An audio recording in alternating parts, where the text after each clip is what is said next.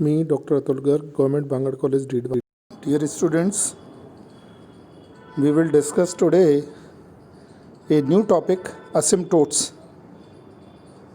अवकलन गणित में आज एक नया टॉपिक है अनंत स्पर्शियाँ, वो हम पढ़ेंगे। इसमें जैसा नाम से स्पष्ट है, अनंत किसी वक्र के बहुत दूर के बिंदु, अनंत बिंदु पर स्पर्श रेखा खींचें तो वो अनंत स्पर्शियाँ कहलाती हैं। अब दो तरह के वक्र होते हैं, एक तो सीमित वक्र, एक असीमित वक्र। सीमित वक्र में जैसे व्रत है, दीर्घ व्रत है, ये सीमित वक्र कहलाते हैं। और असीमित वक्र जैसे परवल है, जिसके एंड आगे तक चले जाते हैं, या अति परवलय ले लें, तो ये असीमित वक्र कहलाते हैं। और अनंत स्पर्शियाँ इन्हीं वक्रों पर बनाई जाती हैं या देखी जाती हैं। तो असीमित वक्रों के किसी बिंदु पर स्पर्श रेखा स्वयं मूल बिंदु से दूर होती चली जाए, मतलब अनंत की ओर अग्रसर हो जाए, बहुत आगे तक चली जाए जहाँ तक अपन सोचते हैं, अथवा दोलन करे, कभी इधर एक पक्ष में कभी दूसरे पक्ष में आ जाए, ये भी हो, तथा एक निश्चित सरल रेखा को प्रवृत्त होती है। तो निश्चित सरल रेखा को प्रवृत्त होने का मतलब है कि वो स्पर्श रेखा को मिलती है, जो स्पर्श है अनंत बिंदु पर स्पर्श रेखा है, उसको उसकी ओर ढलती है या उसकी ओर वो बन जाती है, वक्र की अनंत स्पर्शी कहलाती है।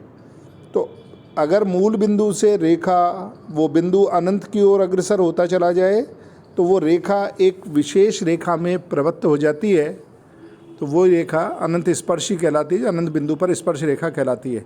तो इसकी डेफिनेशन को हम डिफाइन कैसे करेंगे? जब किसी वक्र का कोई बिंदु ए वक्र के अनुदिश अनंत की ओर चले, तो ऐसा होने पर किसी सरल रेखा की ओर प्रवृत्त हो, या किसी सरल रेखा से ए की लंबवत दूरी शून्य भी कह सकते हैं कि कोई सरल रेखा है, उससे उस पी बिंदु की या ए बिंदु की लंबवत दूरी शून्य की ओर अग्रसर हो जाए, प्रवृत्त हो या अग्रसर हो, एक ही बात है, तब वह सरल रेखा वक्र की अनंत स्पर्शी कहलाती है।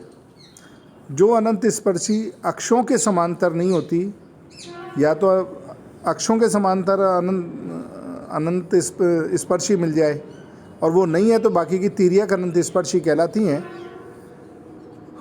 और अक्षों के समांतर अनंत स्पर्शी की बात अपन आगे भी करेंगे, और बाकी अगर वो कोई अनंत स्पर्शी अक्षों के समांतर उन्हें पहले निकाल लेते हैं, और बाकी फिर तिर्यक अनंत स्पर्शी हैं जो अक्षों के समांतर नहीं हैं, उनको ज्ञात करेंगे। तो ऑब्लिक असिम्प्टोट्स कहलाते हैं, उनको भी निकालेंगे। अब निकालते हैं अनंत स्पर्शी का ढाल कितना होगा, स्लोप ऑफ असिम्प्टोट क्या होगा।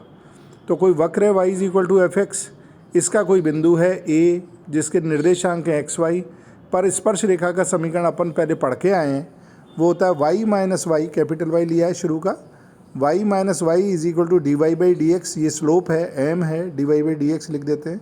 x - x, इसको और ठीक तरह से लिखें तो कैपिटल Y का मान हो जाएगा x dy/dx plus y - x dy/dx। अब चूँकि dy/dx अनंत स्पर्शी जो है y अक्ष के समांतर नहीं है। अब यदि अपन एक केस ले रहे हैं, पहला केस ले रहे हैं, अब यदि अनंत स्पर्शी y अक्ष के समांतर नहीं है, तो जैसे जैसे बिंदु a वक्र के अनुदिश अनंत की ओर जाए, तो dy/dx तथा y - x dy/dx निश्चित बिंदु या निश्चित मान की ओर अग्रसर होनी चाहिए। तो y अक्ष के समांतर अनंत स्पर्शी नहीं है तो तिर्यक है, तो ये दोनों मान इसके फिक्स होने चाहिए, निश्चित मान होने चाहिए, या निश्चित मान की ओर अग्रसर होने चाहिए। अर्थात limit x tends to infinity, x बिंदु जैसे जैसे अनंत की ओर अग्रसर है, dy/dx m बन जाना चाहिए, और limit x tends to infinity पर y - x dy/dx c बन जाना चाहिए, क्योंकि निश्चित मान की ओर अग्रसर हो रहे हैं, तो x इन्फिनिटी लेने पर ये निश्चित मान बन जाने चाहिए m और c। अतः एक से अनंत स्पर्शी का समीकरण बन गया y = mx + c। तो जहाँ अपना c अपन ने डिफाइन कर दिया, limit x tends to infinity y - x dy/dx, तो c है, और m है limit x tends to infinity dy/dx। अब अपन ने limit x tends to infinity y - x dy/dx को c लिया है, तो अगर सारे में x का भाग लगाएं तो limit x tends to infinity y upon x minus d y by d x is equal to हो गया limit x tense to infinity c by x, और limit x tense to infinity c by x zero होगा, क्योंकि नीचे denominator में zero है तो one upon infinity zero बनता है। So limit x tense to infinity y by x, इसी को देख रहे हैं अपन, limit x tense to infinity y by x हो गया limit x tense to infinity d y by d x, और limit x tense to infinity d y by d x अपन जानते हैं एम है, तो अनंत स्पर्शी y is equal to m x plus c का ढाल आ गया, m is equal to limit x tense to infinity y by x. तो इससे अपन ने limit x tense to infinity d y by d x जो कि m कहा है उसका मान limit x tens to infinity y by x के इक्वल है, तो यही अनंत स्पर्शी का ढाल होगा। तो d y by d x निकालने की जगह केवल y बाई एक्स लिख कर अनंत स्पर्शी का ढाल अपन निकाल सकते हैं। अब आते हैं दी एसिम्पटोट्स ऑफ व्यापक एल्जेब्रिक कर्व। तो अनंत स्पर्शी व्यापक बीजीय वक्र की अनंत स्पर्शी निकालते हैं। तो यहाँ पर व्यापक बीजीय वक्र मान लीजिए दे रखा है x की पावर n अपन ने कॉमन ले लिया है, d y by d x function of y by x बन गया, x की power n minus one phi n minus one order का y बाई एक्स का फलन बन गया। इसी प्रकार से आगे तक गई बराबर जीरो, ये एक व्यापक समीकरण दे रखी है अपने को बीजीय वक्र की। तो अनंत स्पर्शी जो कि y is equal to m x plus c है, जहाँ m और c परिमित मान हैं जिनके मान अभी अपन ने ऊपर देखे थे, जहाँ m तो होता है limit x tens to infinity y by x और c होता है minus phi n minus one over phi dash n m का फलन अगर हो m रखने के बाद, ये जो अपन ने ऊपर लिखा है वो तो y बाई एक्स का फलन था, पूरा वक्र था, उसमें अगर m लिख दिया जाए, y की जगह m और x की जगह 1 लिख कर अपन फाई n निकालें तो फाई डैश n भी निकाल सकते हैं, और इसी प्रकार phi n minus one m भी निकाल सकते हैं। तो ये c का मान आता है, अपन आगे इसकी बात करेंगे। तो n घात के बीजीय वक्र की अनंत स्पर्शियों की संख्या, ये नोट करने वाली बात है कि n घात का कोई बीजीय वक्र दे रखा है तो अनंत स्पर्शियों की उसकी संख्या भी n से अधिक नहीं होगी, उसकी अनंत स्पर्शियों की संख्या n से कम ही होगी, और हो सकता है कोई युग्म में हो या कोई तीन समान हो, इस तरह की बात भी हो सकती है, लेकिन वो n से ज़्यादा कभी नहीं होगी। अब आते हैं asymptotes parallel to axis, x x या वाई एक्स के समांतर अनंत स्पर्शियों के मान अगर देखने हैं तो कैसे निकालेंगे। एक्स एक्स के समांतर अनंत स्पर्शी वक्र के समीकरण में x के उच्चतम घात के गुणांक के वास्तविक एक घाती गुणनखंडों को शून्य के बराबर रखने से प्राप्त होते हैं। तो जो x के उच्चतम घात के गुणांक होंगे, अगर वो अचर नहीं है, तो अचर है तब तो कोई अनंत स्पर्शी होगा ही नहीं उसका, अगर x के उच्चतम घात के गुणांक अचर हैं तो, और अगर अचर नहीं है तो गुणांक वास्तविक एक घाती गुणांकों को शून्य के बराबर रख देंगे, और जो भी मान आएगा वही अनंत स्पर्शी में अपन रख देंगे। इसी प्रकार वाई अक्ष के समांतर अनंत स्पर्शी वक्र के समीकरण में y के उच्चतम घात के गुणांक के वास्तविक एक घाती गुणनखंडों को शून्य के बराबर रखने से जो मान प्राप्त होते हैं वो y अक्ष के समांतर अनंत स्पर्शी होंगे। गुणांक अगर अचर है, y की उच्चतम घात का गुणांक अचर है, तो y अक्ष के समांतर कोई भी अनंत स्पर्शी नहीं होगा, अचर नहीं होना चाहिए, और बाकी जो भी गुणांक दे रखा है उसको अपन एक घाती गुणांकों को शून्य के बराबर रख के मान निकालेंगे।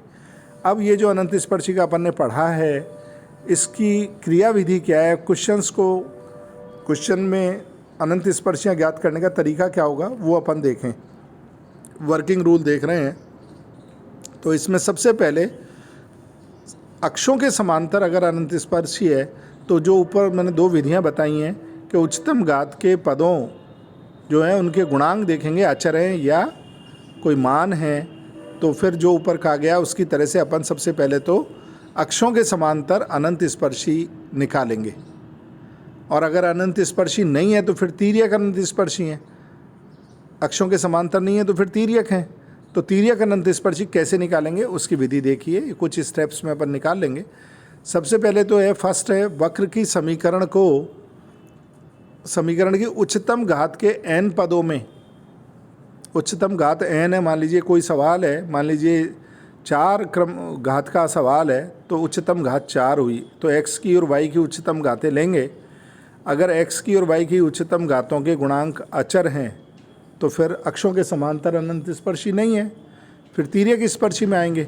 तो उसके लिए कह रहे हैं वक्र की समीकरण की उच्चतम घात n के पदों में x बराबर 1 और y बराबर m रखकर फाई m n घात का ज्ञात कर लेंगे। 4 घात है तो 4 का ज्ञात कर लेंगे, 3 घात है तो 3 का ज्ञात कर लेंगे। तो फाई n ब्रैकेट में m लिखा हुआ है, फाई n m ज्ञात करेंगे। तो x बराबर 1 रखना है उच्चतम घात के लिए केवल। जैसे मान लीजिए सबसे बड़ी घात 4 का अपने को कोई बीजीय वक्र दे रखा है, तो केवल 4 घात के जितने भी पद हैं x y मिलके 4 जितने भी हो रहे हैं उनके पदों में x बराबर 1 और y बराबर m रखेंगे। 3 घात हो रहे हैं, 2 घात हो रहे हैं, उनको सबको छोड़ देंगे। और दूसरे स्टेप में फिर जो अपन ने जो पद है जिसमें अपन ने x बराबर 1 y बराबर m रखा, उसको 0 के बराबर लिखकर मूल ज्ञात कर लेंगे। तो ये 4 घात का होगा तो 4 मूल आएंगे, 3 घात का होगा 3 मूल आएंगे, तो जितने घात का है उतने मूल आएंगे। यहाँ फाई n लिया है तो n मूल लिखे हैं, m1 m2 mn। अब पुनः n-1 घात के पदों में x बराबर 1 और y बराबर m रखेंगे। तो जैसे मान लीजिए 4 घात का मैंने बीजीय वक्र लिया था, तो उसमें 4 घात के तो कर चुके, अब 3 घात पर आएंगे। n-m मतलब 4 - 1 बराबर 3 घात। 3 घात के जितने भी पद हैं उनमें फिर अब अपन x बराबर 1 और y बराबर m रखेंगे और इससे फाई n-m ज्ञात करेंगे। मतलब 3 घात फाई 3m ज्ञात कर लेंगे। अब फाई 3m आ गया तो अपन c निकाल सकते हैं अपन। तो c का मान अपन जानते हैं, अभी ऊपर पढ़ के आए अपन ने। c का मान minus phi n-1m over phi dash, अवकलन है ये फाई nm का। तो के m के मान जो अपन ऊपर निकाले हैं m1 m2 m3 mn रखेंगे तो इससे c1 c2 c3 cmn आ जाएंगे। तो ये चारों मान अपन ज्ञात करेंगे, है ना। जैसे m1 m2 m3 m4 थे तो c1 c2 c3 c4 इससे ज्ञात कर लेंगे। अभी क्वेश्चन करेंगे उसमें आपको और क्लियर कर देंगे। और जब ये मान ज्ञात हो जाएंगे तो अनंत स्पर्शियाँ हो गई y = m1x + c1, y = m2x + c2। 4 घात का था तो y = m3x + c3 और y = m4x + c4। ये 4 अनंत स्पर्शियाँ अपने को मिल जाएंगी। और इसमें जो नोट करने की बात है वो ध्यान रखना, फाई n-m 0 के 2 मूल समान होने पर c के मान इस समीकरण से अपन निकालेंगे। ये c की समीकरण लिख ली, 2 मूल हैं तो इसी समीकरण से निकालेंगे। c² बटे फैक्टोरियल 2 फाई डबल-m plus c phi dash n-1m plus phi n-2m बराबर 0 को रखकर c के मान निकाल लेंगे। इसी प्रकार से अपन बात करेंगे अगर 3 मूल समान है, 3 मूल समानों पर ये समीकरण अपन ये लिख लेंगे, c³ over factorial 3 phi triple dash n-m c² बटे factorial 2 phi double dash n-1m c phi dash n-2m plus phi n-3m बराबर 0 से प्राप्त कर लेंगे। क्यूबिक इक्वेशन बन गई, 3 मूल देगी, तीनों निकाल लेंगे। इसी प्रकार से अपन 4 मूल समान है तो उसके लिए भी लिख सकते हैं, जिसका कम ही ज़रूरत पड़ेगी। अब ये जो ऊपर विधियाँ अपन ने असिम्प्टोट्स किसे कहते हैं, क्या परिभाषा है, इसके मान कैसे निकालेंगे, असिम्प्टोट्स कैसे ज्ञात करेंगे, m और c क्या है, तो फिर वो सारी बातें इस प्रश्न से भी क्लियर कर लें तो सारी चीज़ें क्लियर हो जाएंगी। Find the asymptote of the curve x³ + 2x² y - xy² - 2y³ + xy - y² बराबर 0। ये एक बीजीय वक्र दे रखा है जिसमें x³ भी 3 घात का है, x² y मिलके 3 घात हो गया, xy² 3 घात हो गया, ये 3 घात हो गया, xy मिलके 2 घात हो गया, ये 2 घात हो गया और ये अचर हो गया। तो ये बीजीय वक्र दे रखा है, इसमें हाईएस्ट पावर x की 3 दे रखी है। तो और x की 3 पावर के जो गुणांक हैं, here highest power of x and y are 3, x और y की हाईएस्ट पावर 3 है। Coefficient of x³ y³ are constant. इसमें देखो x³ का कोफिशिएंट अचर है और y³ का कोफिशिएंट -2 भी अचर है, इसलिए x और y अक्ष के समांतर अनंत स्पर्शियाँ इसमें नहीं है। तो x y के समांतर अनंत स्पर्शियाँ नहीं है, तो अब तिर्यक अनंत स्पर्शी ज्ञात करेंगे। तो उसके लिए m1 3 घात है तो m1 m2 n3 और c1 c2 c3 निकालेंगे। तो इसके लिए हाईएस्ट पावर जो 3 है एक्स वाई के पदों की, उसमें x बराबर 1 और y बराबर m अपन पुट करते हैं तो फाई 3m आएगा।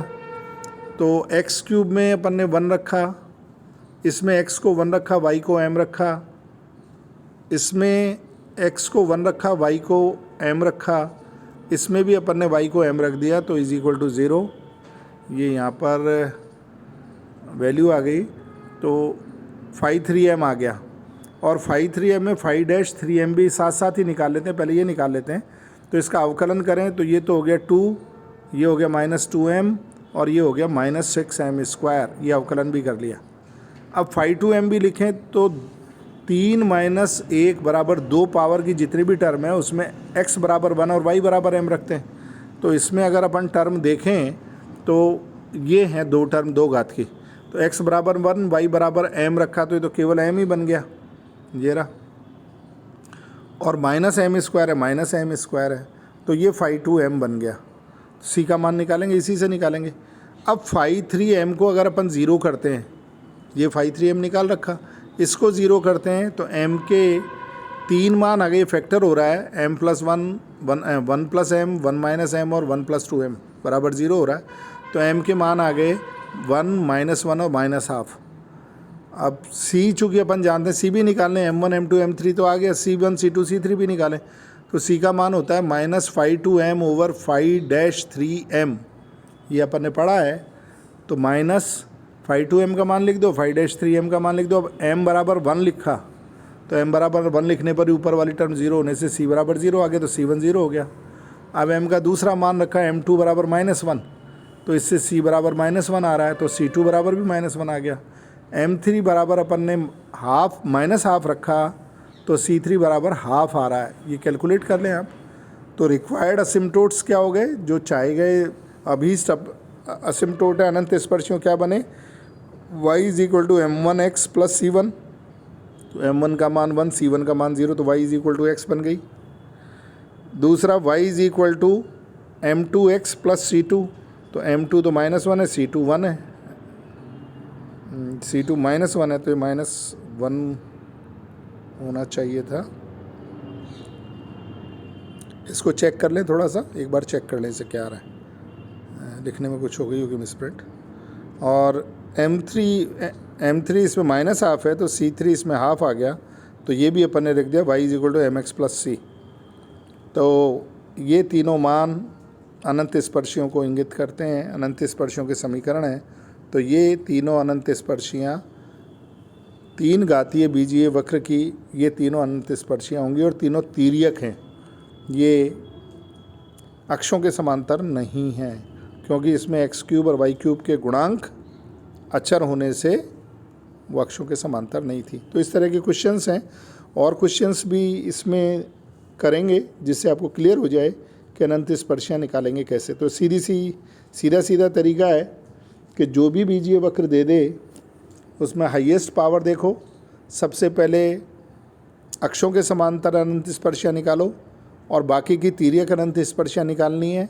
हाईएस्ट पावर x और y की जो भी हैं उनमें x बराबर 1 y बराबर m रखेंगे, उससे जो इक्वेशन बनेगी उसको 0 रख के उसके मूल निकालेंगे। फिर φ' भी निकालेंगे, क्योंकि काम में आएगा c निकालने के, तो जितने मूल आए उतने c के मान आएंगे। और फिर c बराबर अपन जानते हैं φn - 1m / φ' m, इसमें रख कर जो m1 m2 m3 निकालें उनके मान रखते जाएंगे, तो c1 c2 c3 आ जाएंगे, तो अनंत स्पर्शियाँ आ गई। इसको ठीक तरह से कर लें तो फिर प्रॉब्लम नहीं रहेगी।